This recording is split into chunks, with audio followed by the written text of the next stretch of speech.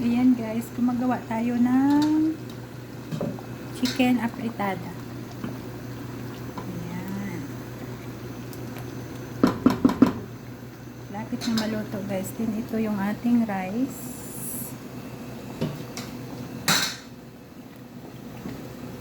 Ayan, lapit na rin. Yan yung ating i-serve na pananghalian sa ating boss. Chicken apretada with white rice. So ayan, i-drain na natin, tatanggalan na natin ng tubig.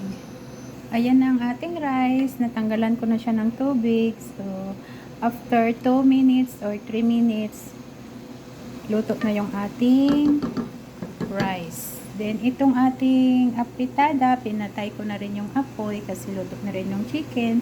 Waiting na lang tayo sa rice.